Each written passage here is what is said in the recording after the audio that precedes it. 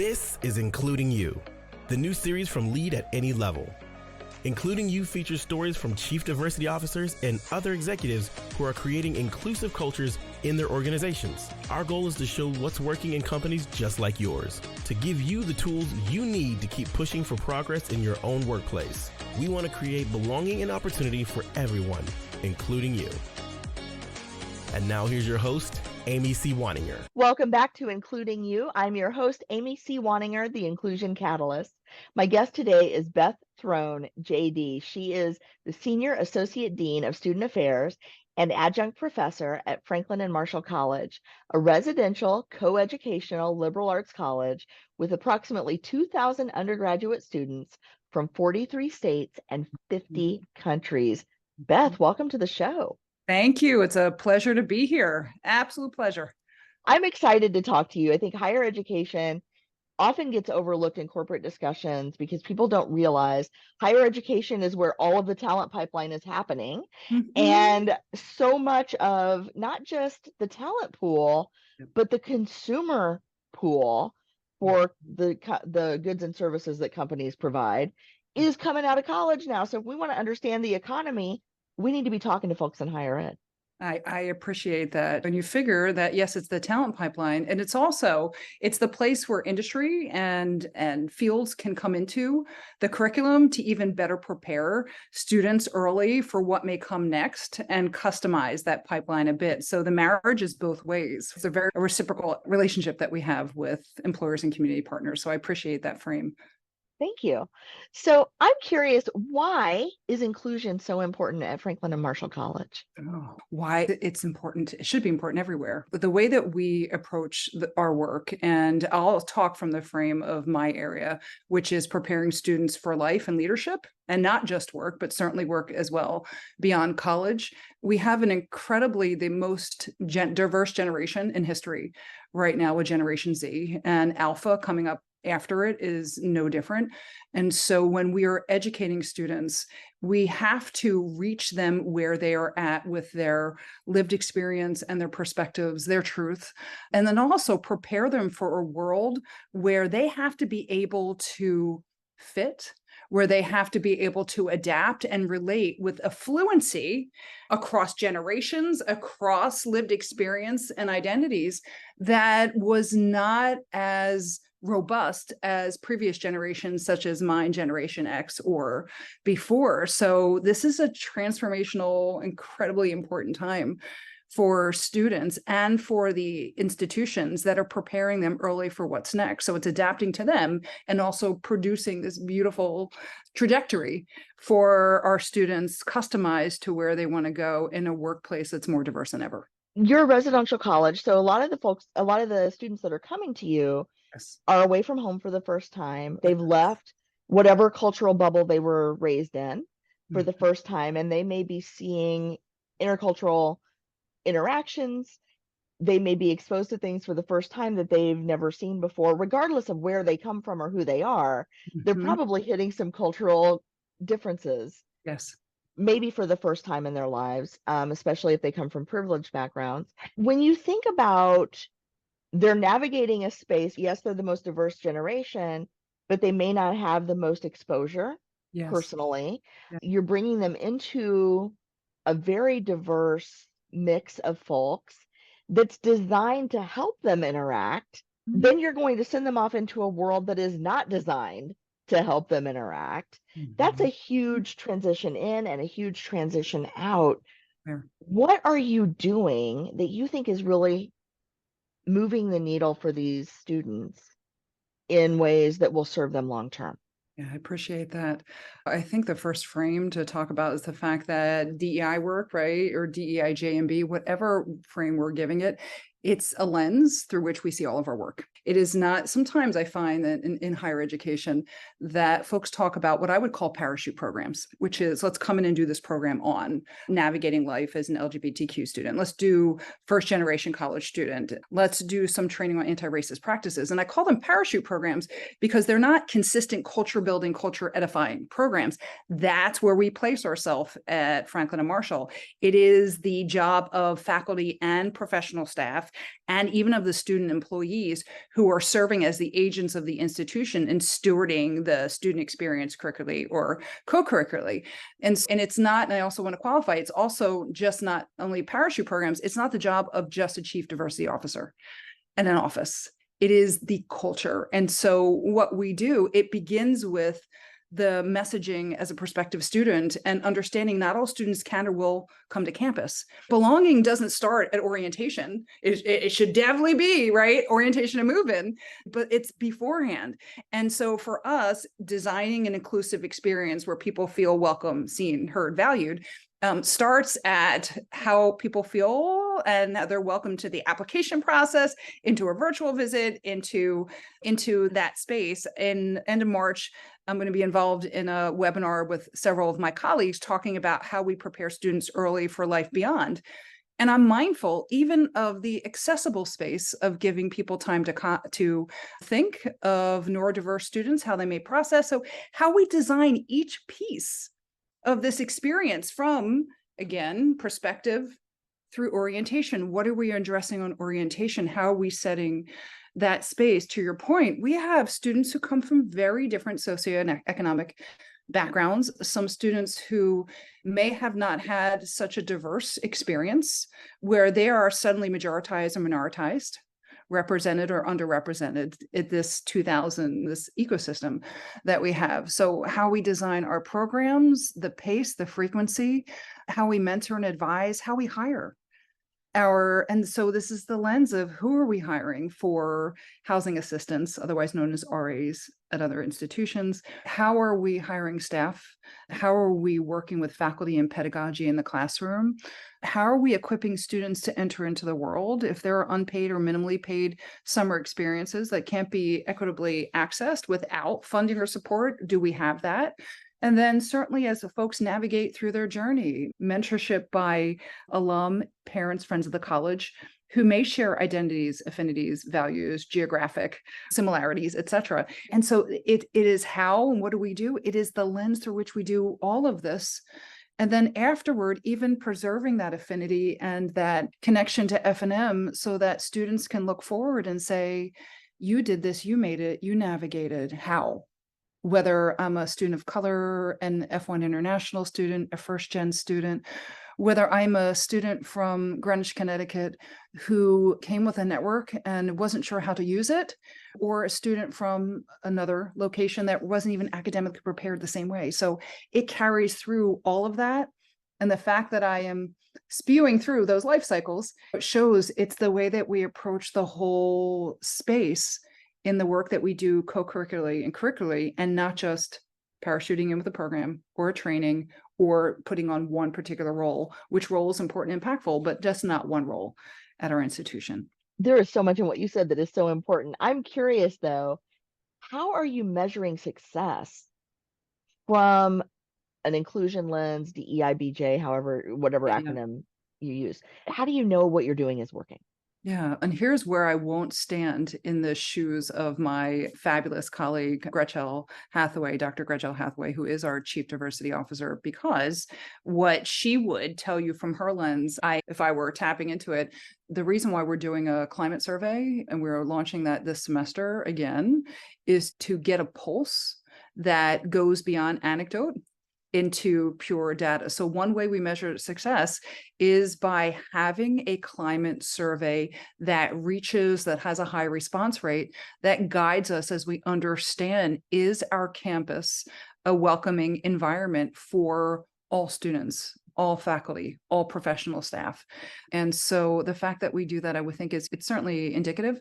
At a more of a micro level, it is students showing up and out at events and programs, students requesting to partner on events, students providing feedback and not being scared to advocate. So creating that accessible space where there is an ongoing dialogue in the form of programs, in the form of advisement, in the form of campus innovations, that where it is students across the many different demographics and world perspectives that come into this space to say, I would like to improve, by way of example, student employment. for international students as a dialogue that's happening right now. I would like more a partnership on, and we have this, for a women's leadership program to empower women identified students through women identified alum who can share the what I wish I knew. So we have that going on right now. And watching the attendance of those and so many other type of events and initiatives that we co-create with, in partnership with different departments and student organizations, that to me is success. And quite frankly, towards your opening, it is the type of partnership that the world needs moving forward if organizations are going to recruit and retain qualified talent beyond diversity initiatives, beyond the employee resource groups. And so having and empowering students to step into what is success and helping create that with an institution, I think is parallel. And that is how we look at, measure, and assess it, is by student engagement in that process, and then measuring it through feedback, climate survey, et cetera. Yeah. This is brilliant. And I hope employers are paying attention, because the young professionals they're getting ready to receive Yes. into their organizations are accustomed to co-creating solutions to problems they themselves have identified. Yes. Not being told no, Right. not being told we've never done it that way, not being told there's a bureaucratic process for that will ultimately destroy your soul. Yes. That you have to, if you run through this gauntlet of bureaucracy, you can eventually maybe get a tenth of what you're asking for. Folks coming into the workforce Yes. are accustomed to co-creating solutions to problems they themselves have identified. And if organizations that hire them are not prepared with that sort of a mechanism, Yes. and with that attitude, they are going to find it more and more challenging to retain those young professionals. And by the way, young professionals are more entrepreneurial Yes. than the folks that have been there for 20 years. They're not only going to become your turnover problem, they're going to become your competition. An important piece of this too is the education. It's not unique to higher education, but it is certainly endemic to our culture, is we are in the process of educating ourselves as faculty on how do we make sure we ourselves understand our privilege and also understand and can appreciate the lens of difference that our students bring. I respectfully submit, in my experience, having been, I always say I'm a recovering attorney, practiced with fabulous firm, Fox Rothschild, for several years before being recruited into this space. Before that, I worked with a global staffing firm, managed the recruiting operations for 14 offices of a firm. So that's where I'm coming with the statement I'm about to make. Often employers, organizations put it on the students, the diverse, or the students of difference, whatever that difference is, to educate them. And that's a high burden, because students, that puts an extra bit of effort, an extra bit of challenge, an extra bit of, you don't understand me. So to be seen, heard, and valued, I need to educate you about it, what it's like to be a student of color. I need to educate you what it's like to navigate the world as someone who's non-binary. And so that type of space, if we're talking about corporate America, legal America, public sector, nonprofit America, or global, it is also making sure that those organizations are educating themselves on who they're bringing in, so that the burden's not on the workforce to educate them as much as to, we know who you are, we value, we see you, and to have some mechanisms and understandings in place to welcome them. That will show from interview forward, that those are the organizations that my students come back to me saying, that was from who was interviewing them, to how they approach questions, to to how they are on board employee events. Like there's a whole appreciation of, I am already coming educated about what it means to be an inclusive workplace, versus forcing that on us. And in higher education, we already assume, we know that we need to be that for these students. And so launching them into the world with organizations that appreciate that as well is really important. Absolutely. And this notion of, not only do minoritized individuals have to educate their majoritized colleagues, peers, superiors, supervisors, they have to do it in a way that that is non-threatening to all of the preconceived notions and beliefs of the person that they're educating. Yes. So if they're effective in their education it's usually used against them. And yeah, I think to your point, companies who aren't already doing the work falling behind in terms of being able to attract and certainly retain young professionals. Yeah, and it's not easy work to the extent that I'll give an example that there are, and I have conversations a lot with particular generations, and sometimes geographically, sometimes politically, about what they're willing to accept as other people's truth. So, by way of example, students who go by they, them. And when they go by they, them, there are, they've said there are organizations that don't, they push back. You mean, what she, and when that even pushback, that's not a place where that student's going to be. And there's and fabulous contributing students. And so it's hard to the extent that there is an acceptance. You talk about status quo and policies and practices, but in the way that people are going to welcome difference. And there used to be a thing of agree to disagree. And it's not that people disagree, you just have to acknowledge. You don't need to change or convert. It's just knowledge. And that goes even so far I talk often when we have a lot of intercultural gatherings and discussions, even when we're doing leadership development around navigating controversy with civility, which is one of my favorite places to be in leadership development because it's so important to have a diplomatic conversation to disagree, necessary for the workplace, necessary for the world. Even if it's not disagreeing, it's pushing back with a what if that could totally improve policy or practice or client relations or et cetera. What's interesting is sometimes I have students who talk to me about the way that people see them. So I may have a student of color from Jamaica who, and there's this conversation, they said, they keep calling me African-American. I'm not African-American. And it's hard because we have a vernacular that sometimes I think organizations are scared to counter. They don't want to say the wrong thing. They don't want to be. But again, turning back, if there's a lot of DEI education, or depending upon the state you live in, if I can, D&I education, then students are going to be, and graduates and those recent grads are going to be so much more powerful, seen and valued, and stay with those organizations that are prepped for them. So that's a bit of a Absolutely. soapbox right there, if I can. No, I appreciate it, Beth. Thank you. Yeah. So I'm curious, as you think about Franklin and Marshall College in the next year, 2 years, 3 years, what do you see as the next steps in either advancing, continuing, or adding to your inclusion initiatives there? Yeah. Let me acknowledge the reality of the demographic cliff for all higher education institutions, especially those in the Northeast.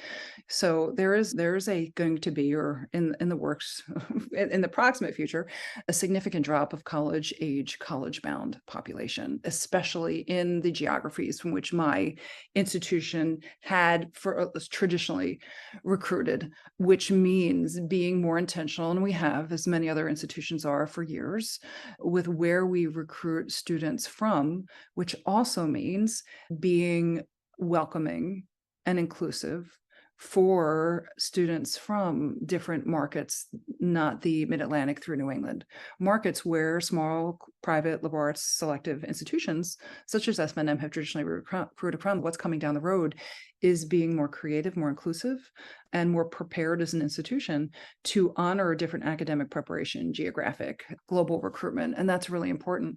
Along with that is the financial aid piece. The cost of education is no small joke. It can be made a joke, and it is, right, quite often in media.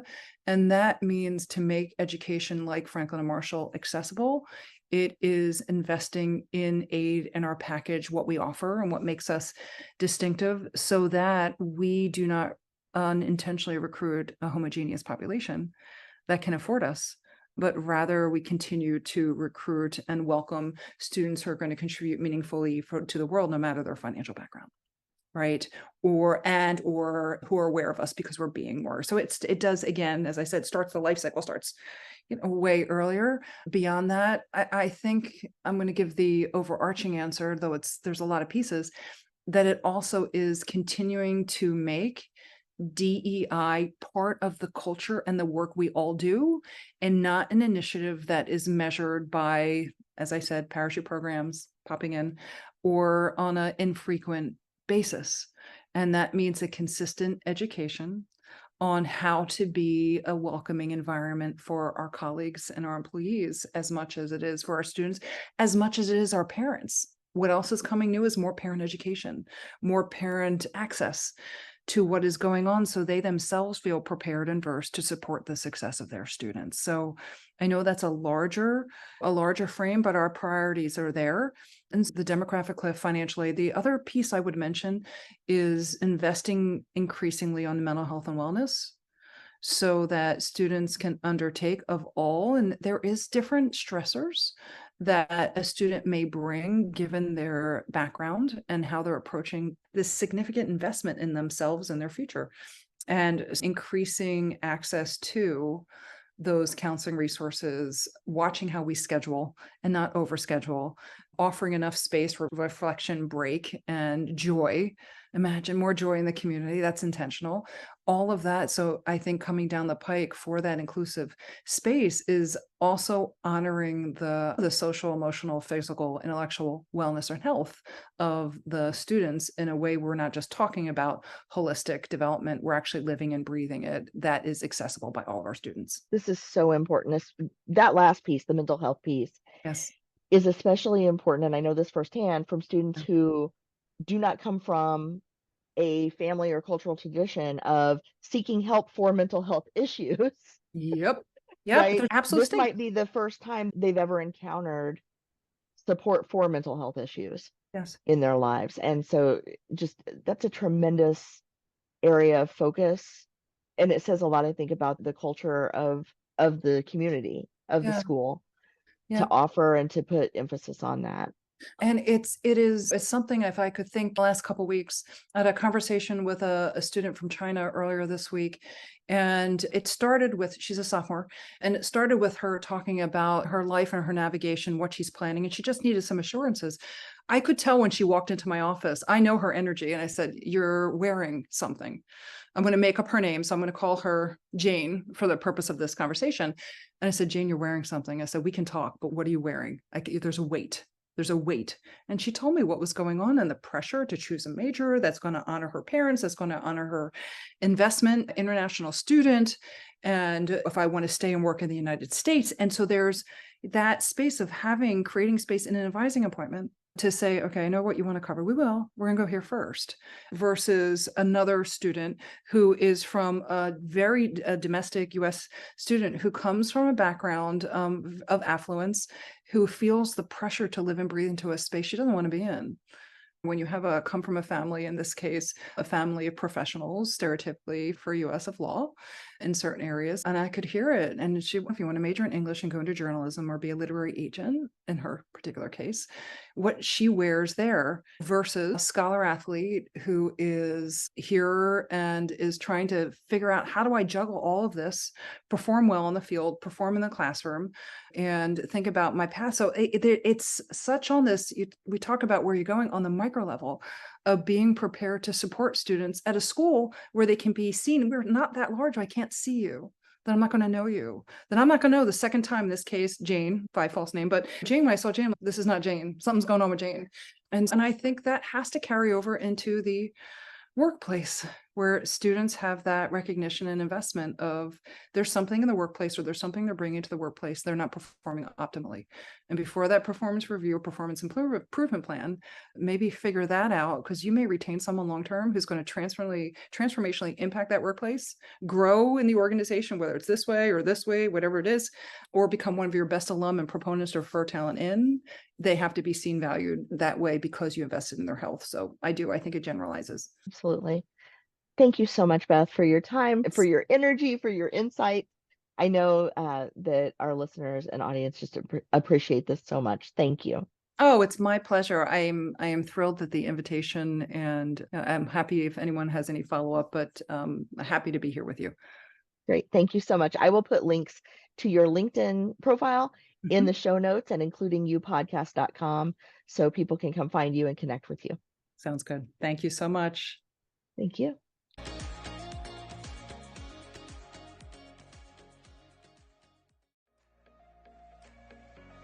If you've enjoyed this episode, follow Lead at Any Level on LinkedIn and YouTube. Then join us for Including You video simulcast every Thursday at noon Eastern. Including You can also be enjoyed each week as part of the Living Corporate audio podcast series, available on all major podcast platforms. Learn more at living-corporate.com. Including You is brought to you in part by Lead at Any Level, a boutique training and consulting firm improving employee engagement and retention for companies that promote from within. Lead at Any Level. Leaders can be anywhere and should be everywhere. Learn more at leadatanylevel.com. Lead at Any Level and its logo are registered trademarks of Lead at Any Level LLC. The views and opinions of guests on our show do not necessarily reflect the positions of Lead at Any Level, Living Corporate, or the sponsors of Including You. That's it for this week's edition of Including You. Be sure to join me next week when my guest will be Miriam Shahab of Chatterbox Consulting.